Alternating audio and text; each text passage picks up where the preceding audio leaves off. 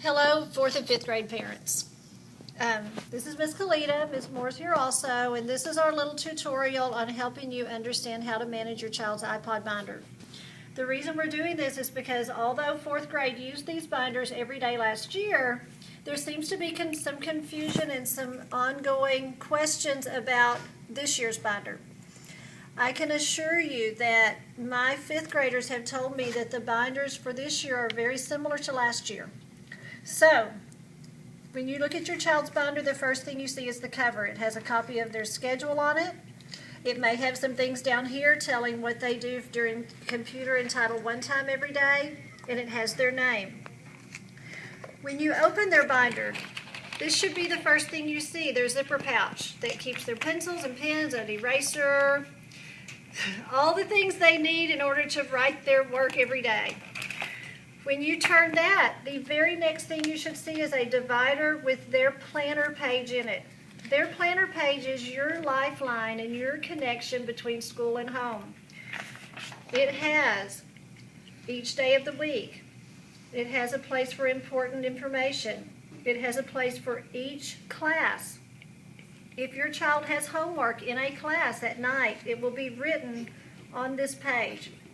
If they get a conduct mark for any reason during class, it will be written in this space along with a code that tells you why they got the conduct mark.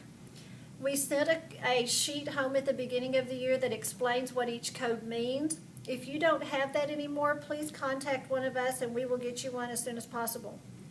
So first thing, this is what needs to be checked every night.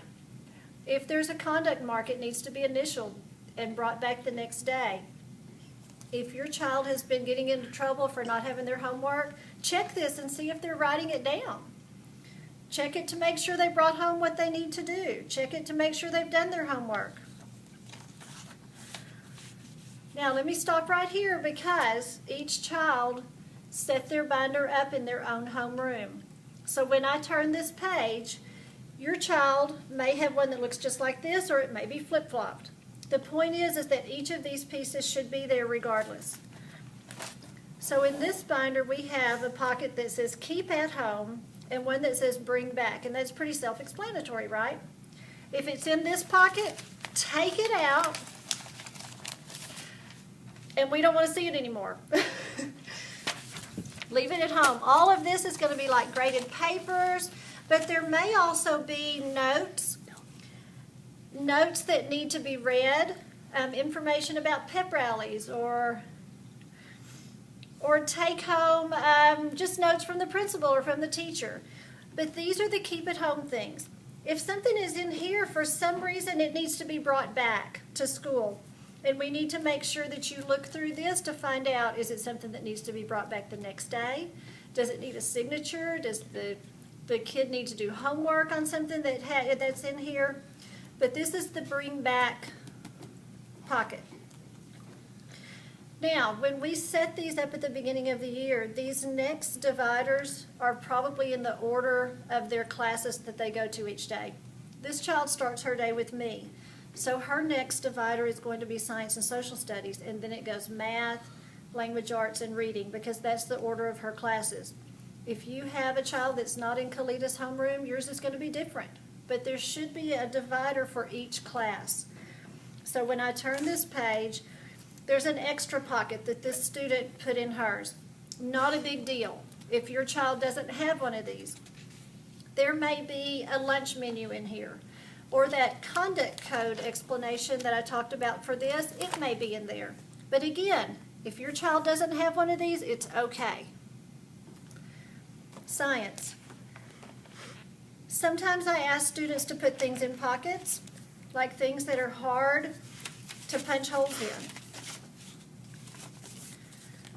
But most of the things for science and social studies are going to have holes punched in them, and I need them to stay in those rings until we test on them.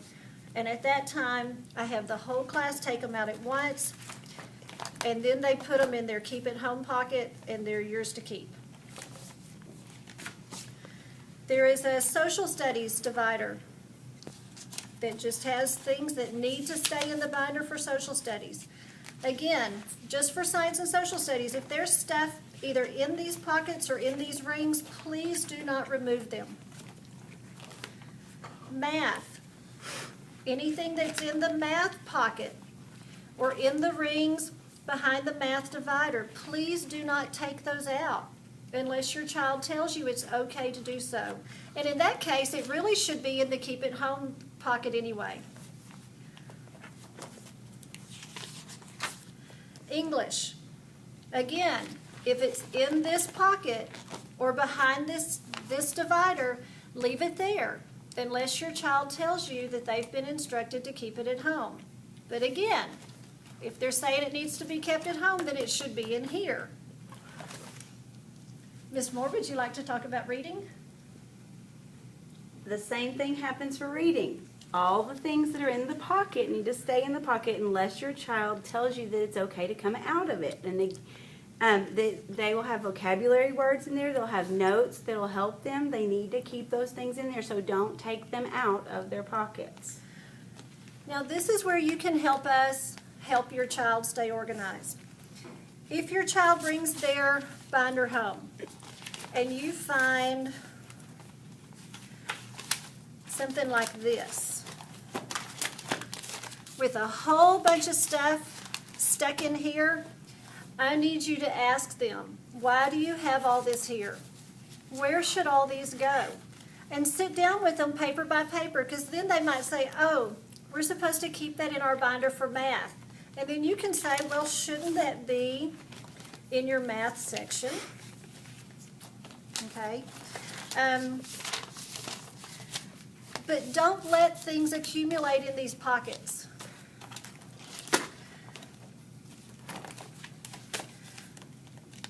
Some kids came to school without the pocket dividers. I think for everybody, we've made some type of accommodation where everybody has some kind of divider with a pocket. Some people just brought the plastic page protectors. Those won't work because you need some type of pocket that things can go in for each class. And really and truly, most of us have had kids share dividers that didn't have them, so that everybody should have a pocket divider. If your child doesn't, let us know. This system is not meant to make your life difficult. In fact, I had a student say today, Ms. Kalita, I have so much, our binders were a lot bigger last year. I said, what do you mean? She said, we had to keep a lot more stuff in them.